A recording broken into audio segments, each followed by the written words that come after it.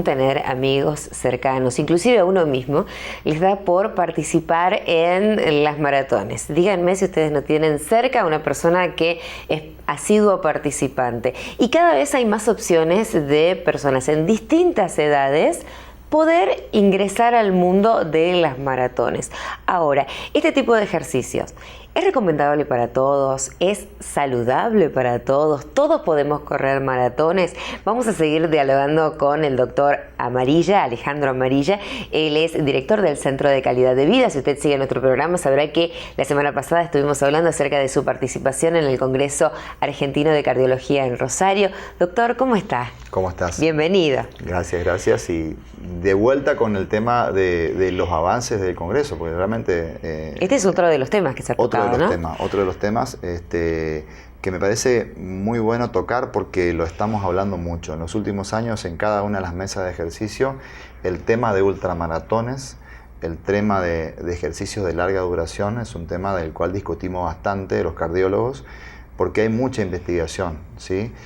Son cosas, entre comillas, relativamente nuevas, entonces no hay un seguimiento todavía muy grande. Y que hoy están en auge, porque si uno sale a caminar por la costanera ve que hay grupos que se están entrenando y cada vez son más. Sí, tal cual. Y bueno, y festejamos que sea así, digamos, que esta, entre comillas, moda del deporte lleve a la gente a tener zanahorias y estímulos de competencias y demás que le permitan a uno decir, bueno, de alguna manera tengo un objetivo, y ese objetivo me lleva a entrenar para ese objetivo. Pero bueno, nos pasa que en algunos grupos de cardiólogos del mundo, particularmente el grupo de España y grupos de Inglaterra, que están trabajando mucho con investigar a ver cuáles son las consecuencias de este tipo de entrenamientos. No estoy hablando de los de corta distancia, de 2 kilómetros, 5 kilómetros, 10 kilómetros, ni siquiera los de 42 kilómetros, que es la 42 es la distancia oficial de una maratón. ¿Sí? Y para hacer un poco de historia, la maratón nace a raíz de una anécdota histórica, digamos, ¿sí? de Grecia, donde el soldado Filipides va a llevar una noticia de los espartanos a los atenienses. Sí. Y entonces cuando llega, después de correr una distancia, muere, ¿sí? Y muere súbitamente. Después de correr, Filipides era, los espartanos se caracterizaban porque eran muy físico-culturistas, digamos, culturales del físico, digamos, ¿sí? Y muy entrenados, eran tremendamente entrenados. Entonces este era uno de los mejores. Y el hombre fue para entregar un mensaje. Cuando llegó murió. Entonces, de ahí nace el nombre de maratón que se le pone 42 kilómetros. Pero en realidad, haciendo la historia, lo que hizo Filipides fue correr la distancia de 236 kilómetros que hay entre Atenas y Esparta.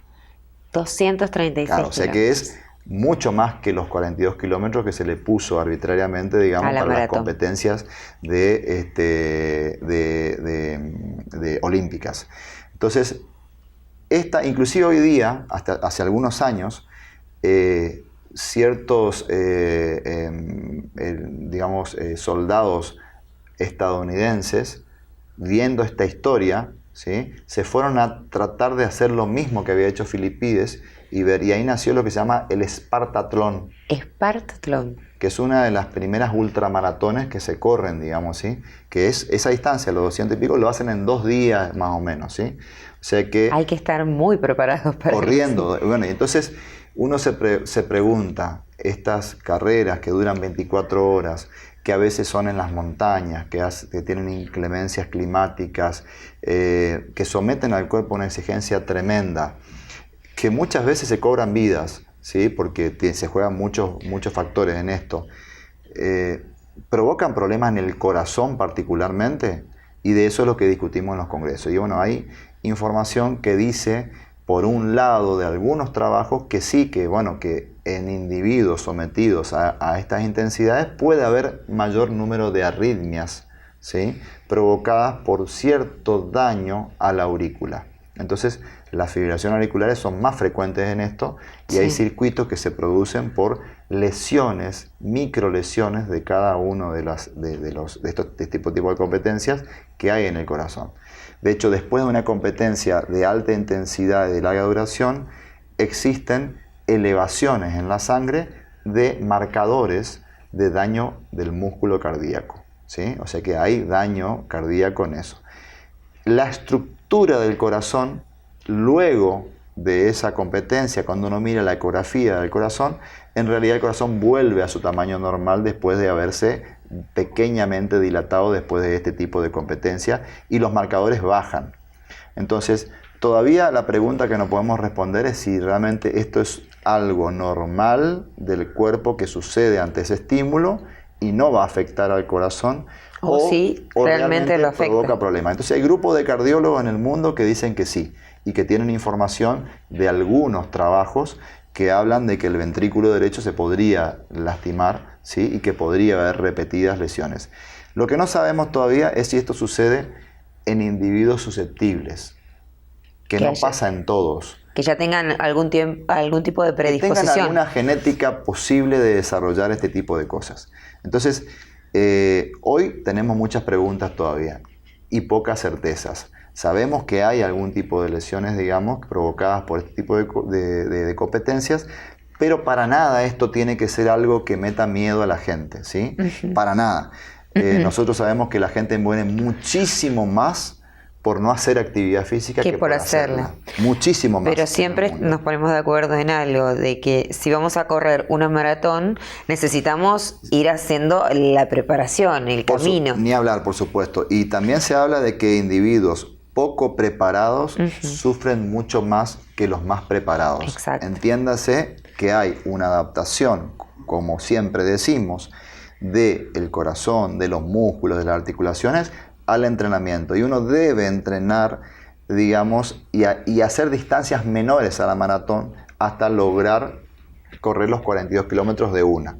Y ni hablar si hago más de 42. Todo lo que supere 42 ya estamos hablando de ultramaratón. Entonces, y si hablamos de gente que nunca salió a correr, para comenzar a correr inclusive tiene que tener una preparación. Por supuesto, no es que uno debe empezar caminando, Bien. Debe adaptar el cuerpo, debe tener una evaluación para saber que uno puede correr. Y una vez que comienza a correr, la progresión debe ser paulatina, moderada y planificada.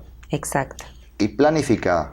Uno debe planificar los entrenamientos y en esto debe consultar, no al cardiólogo, no al médico, digamos, porque nosotros hacemos la evaluación, pero no prescribimos los entrenamientos de este tipo de entrenamiento que son planificados, digamos, pero sí al entrenador, y que sea algún entrenador serio, formado. Certificado, formado, serio, que planifique los entrenamientos y que permita, y tener un ida y vuelta con el entrenador. Hay muchos entrenamientos que se hacen a distancia hoy día, que uno puede contratar por internet, por la web, y manda la información clínica de esa persona y consigue un entrenador buenísimo que está en otra parte del país y que ese entrenador me va a mandar buena información porque sé que le entrena a muchos corredores que son campeones, entonces bueno, quiero que me entrene ese.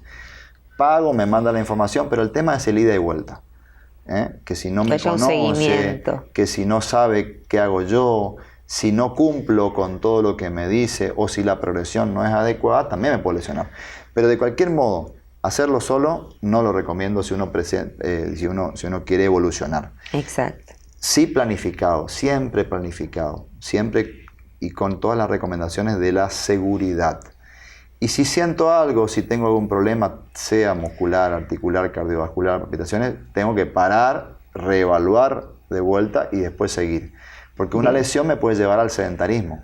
Una lesión me puede llevar para atrás y entonces lo que tengo que tratar de evitar es la lesión. Y sí es cierto que muchos, hay una frase que dice no pain, no gain. ¿Está bien? Sí. Entonces la vemos por todos lados y esa es la frase de cabecera de muchos deportistas, sobre todo este tipo de deportistas. Pero cuidado, porque el dolor me está diciendo algo muchas veces, ¿sí? Y tengo que aprender a reconocer el dolor de la lesión y diferenciarlo del dolor del entrenamiento muscular adaptativo. Pero cuando yo entreno y voy y salgo de la zona de confort, como decimos siempre, algo me va a doler. Y está bien que sea así. porque es así, es parte. Pero cuidado que no sea en extremo y no me lastime. Estoy hablando que de no la sea parte una articular. lesión, exactamente. Pero también de lo cardiovascular cuando voy a estos extremos esfuerzos. Todavía no sabemos, resumiendo, todavía no sabemos exactamente cuál es el daño posible en toda la población. Sí sabemos que existen ciertos grupos de personas daño, así que tengo que estar atento de no estar dentro de ese grupo y debo hacerme las evaluaciones correctamente si me quiero dedicar a este tipo de competencias y ver que mi corazón esté en condiciones, ¿sí? Hacer los estudios correspondientes y demás. Y bueno, es algo interesante, y otra cosa muy interesante es saber que se está investigando mucho esto, de que en el mundo, a ver, no es solo que está haciendo las cosas, sino que hay gente, Que se hay dedique a grupos de investigar. cardiólogos, grupos de investigadores, grupos de gente que hace genética también, que toma la información y investiga sobre esto. Así que la verdad que está muy bueno. A seguir haciendo actividad física siempre. Sin duda, lo que decimos siempre, el mensaje es que se siga haciendo. Echar una mirada de la planificación, de la progresión adecuada, del control previo, durante y cada vez que tenga una lesión y recontroles anuales, que siempre me va a dar la tranquilidad de estar haciendo algo bueno para mi salud. Esforzarse, por supuesto, por supuesto. Crecer, por supuesto, se puede crecer en todo, en el deporte por supuesto que también. Siempre planificado, siempre preparado, y esto me va a llevar a lograr mi objetivo, que es quizás correr la maratón o ir a una ultra, ¿por qué no? Pero dentro de un ámbito controlado para no lesionarme y no ser de ese grupo que me puedo lastimar. Como siempre, muy claro. Gracias, doctor. Gracias Hasta a la vos. próxima. Pausa y ya volvemos.